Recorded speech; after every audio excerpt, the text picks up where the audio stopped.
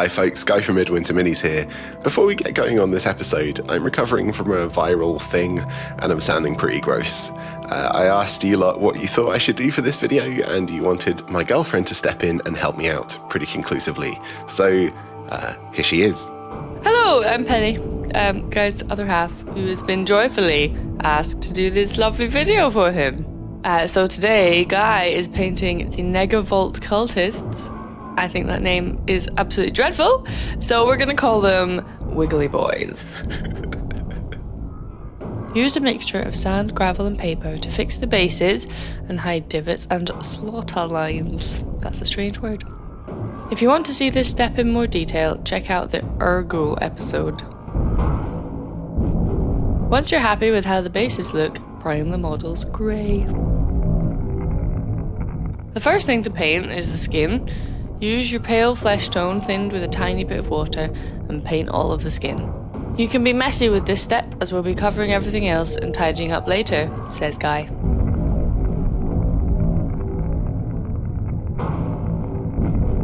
Next, paint the blue energy coils on the backpack and weapons. Again, you can be messy with this. Don't forget to thin your paint with a bit of water. You want it to flow nicely, but not so much that it starts to pool, apparently. The bristles on the paintbrush that Guy was using started to split, so he's going to show you how to easily fix this. Sometimes tiny bits of paint will dry near the ferrule, the metal bit that holds the bristles in place, I just learned, and they can be hard to shift. You can use a tiny bit of toothpaste to fix this, rub it into the bristles, work it around, then wash your brush as normal. It's cheaper than dedicated brush cleaner, and you hopefully already have some. Did you use euthymol? I did. It's pink! Now use your red paint, thinned a little, to colour their tatty skirts and the wraps around their wrists and ankles.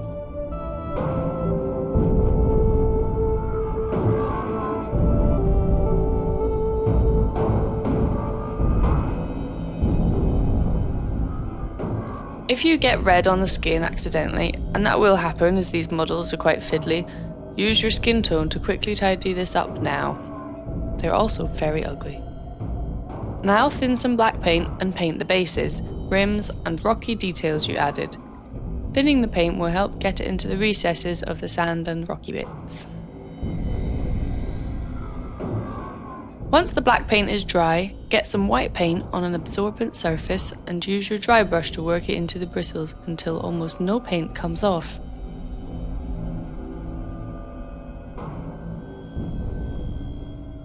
Now sweep your brush back and forth across the whole model. Make sure to catch the skin, robes and rocky parts on the bases. This will start to build up quick and easy highlights.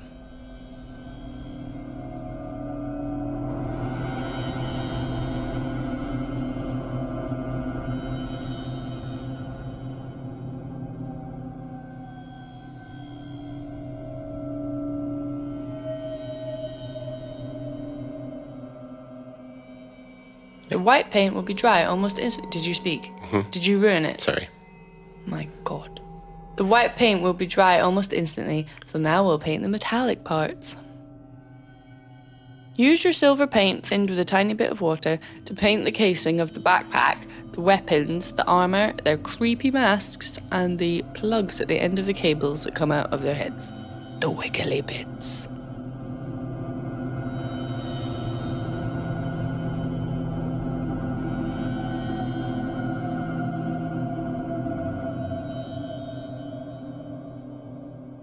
Crack out your grey paint and use it to tidy up any areas on the cables that you've accidentally touched with any of the other colours. We want to keep them all grey. Well, Guy does.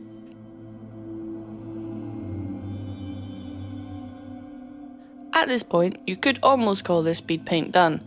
Maybe just add a little black wash to the silver parts, but we'll carry on and add a little more detail. Make a blue wash with 1 drop of blue to 10 drops of water and apply it to the blue coils on the backpack and weapons. This will enrich the blue that was dry brushed white, and any that you spill on nearby areas will hint at a glowing effect.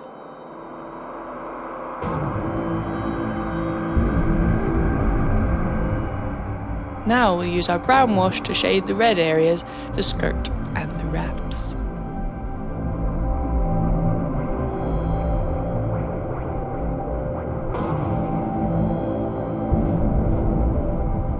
Next, Guy's going to tint the skin with a purple wash. He mixed purple paint with 10 drops of water. I think I messed it up actually. I didn't add enough water, and now I think they look a bit like Count Von Count. I don't know who Count Von Count is. The Count from Sesame Street. Oh, he is. 1, 2, 3, 4 cultists. That was wonderful. I'm glad we were all here to experience that. Yes, they are a bit purple, Guy. Once the wash is dry, Guy thought it looked too deep a purple, so he tried to fix with a pale dry brush. He mixed flesh tone and white in a 1-to-1 ratio with a tiny bit of purple and used a small dry brush to gently touch up the skin. Yeah, I don't really like how the skin looks, to be honest. I wish I just used the brown wash at the same time I did the fabric bits. Never mind. We all have regrets. Yes. Next up, use your black wash to shade the grey and silver parts. So that's the weapons, backpack, armour, masks and cables.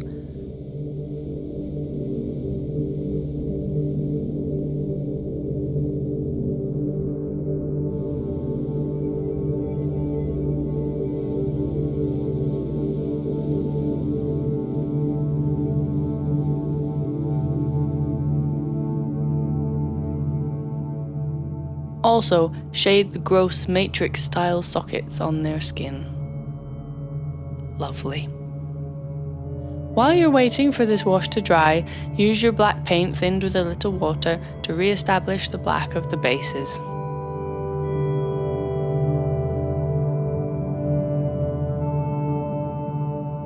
At this point, the speed paint part is definitely done.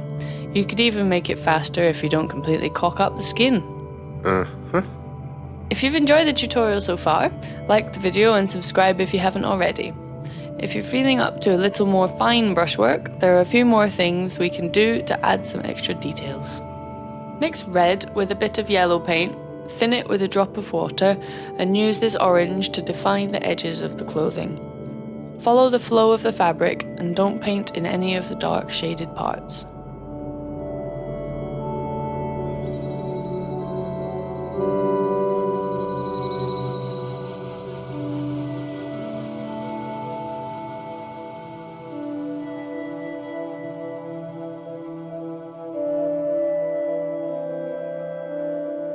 Next we'll use our silver paint, thinned with a little water, to lift the silver parts.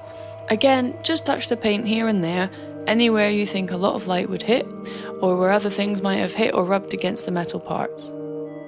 Also, just lightly edge your brush along the plugs at the end of his head cables, wiggly boys, and on the sockets of the skin. You can also paint the bare wires if you want. When you're happy with the silver, mix 1 part of blue paint to 2 parts white and use this light blue with your detail brush to highlight the coils of the backpack and weapons. Don't highlight the whole thing, you can just do little strips of light and it will make a cool effect. You can also use this colour to paint the lenses at the end of the head cables, wiggly bits. Finally, use your black wash to deepen the shadow in the eye sockets of the masks.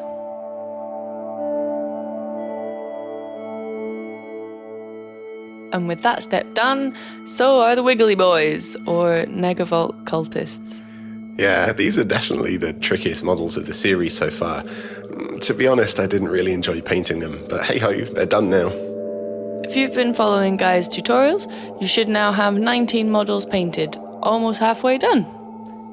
In the next episode, Guy will show you how to paint the traitor guardsmen. Why are they traitors? They don't like Marmite? Yeah, that makes sense. Fair enough. Bye for now. Bye.